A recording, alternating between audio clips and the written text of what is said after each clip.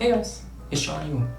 Interesting story from a Korean idol called Everglow is now becoming an issue. Lately, there has been a lot of multinational idols like Lisa from Blackpink who's from Thailand, Sana from Twice who's from Japan, and Ningning from aespa from China. And there's a lot more young boys and girls from all other countries coming to Korea in order to make a successful career as an idol. So the issue started from this Everglow's fan meeting. This is a Korean tradition where you bow on New Year's to someone to show their respect and you care more than other people. So they wanted to perform a bow to show their appreciation and respect towards their fans. But only 5 out of 6 members performed the bow, and one of the members who's from China tried something else from her own country's tradition, which was this. But what she did wasn't something bad, she just tried something new. But the media and fans in Korea took this very seriously. And I guess she had her own reasons. So I did some research about this kneeling and bowing in China. Kneeling is a great significance in Chinese culture. A person would never kneel unless there's a good enough reason to justify such an act. The saying that a person would rather die on his feet rather than live on his knees speaks volumes about how important an event it is for Chinese to kneel before someone. If you can see from other videos, there are some other Korean idols who's from China trying something else other than kneeling. For example, this person is Jackson from GOT7. He informed the viewers in advance that he cannot kneel and bow for cultural differences, so he showed something similar by laying down on the ground with his face down. And this is kind of funny, but not in a rude way, because he was halfway of bowing. He made a clear statement with solid reasons, so there was no one to point a finger at it. So yeah, it's a different tradition from different countries, but if you're working in foreign countries, no matter what your traditions are,